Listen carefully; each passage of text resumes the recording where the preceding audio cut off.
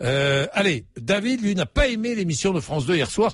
Je prends David, beaucoup d'auditeurs m'ont appelé, sans doute sympathisants du Front National, peut-être pas d'ailleurs, mais David, vous êtes chargé d'affaires dans le bâtiment et vous êtes dans le Rhône. Bonjour David. Oui, bonjour Jean-Jacques. Bonjour David. Vous avez regardé la nouvelle émission politique de France 2 hier soir, l'invité était Marine Le Pen, et qu'est-ce que vous n'avez pas aimé? Disons que j'ai été choqué en fait par l'inquisition que pouvaient avoir certains des collaborateurs de Pujadas. Oui, et en fait, David Pujadas, oui. Un débat qui pouvait être... Vous m'entendez? Oui, je vous écoute, David. Un débat qui pouvait être intéressant pour se donner un avis ou un contre-avis vis-à-vis de Madame Le Pen a tourné vraiment au discours du bar de commerce, en fait. On a vu un Pujadas qui faisait des synthèses un peu trop rapides de ce qu'elle racontait et avec des petits mots, des petits pics bien placés et surtout une personne du Nouvel Observateur qui a dit à la fin de l'émission tout simplement vous ne serez pas présidente et c'est tant mieux.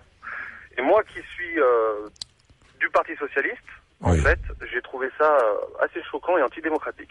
Oui, oui. J'ai pas regardé moi l'émission, David, mais moi je n'aime pas non plus.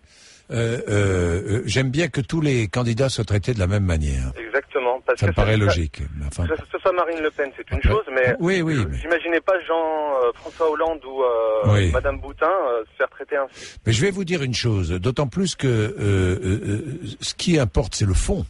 Exactement. Ce qui importe, ce sont les idées défendues et quel est le rôle du journaliste? C'est de poser des questions précises et peut-être très embêtantes, très ennuyeuses.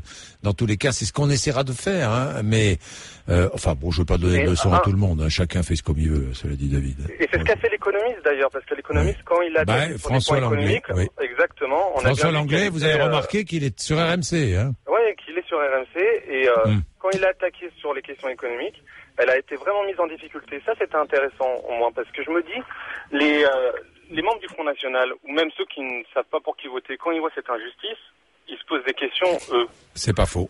Et ça peut que faire le bonheur du Front National. Mais c'est pas faux. C'est pas faux. C'est bien mon avis. Merci David. Voilà. Jean-Jacques, est-ce que je peux juste passer un petit message? Allez-y. En fait, juste une question. Est-ce que vous pourriez faire un point aussi sur la fin de l'émission où il y a l'écrivain qui montrait le site internet du Front National et apparemment il y avait quelque chose de très intéressant, c'était qu'il y avait une phrase qui était très raciste et elle a jamais répondu en fait, Madame Le Pen, et on n'a jamais eu la réponse de cela, notamment sur une photocopie du site internet. Elle disait à la fin, mais l'émission a été coupée, qu'il y avait un point entre les deux mots qui était un peu embêtant pour elle.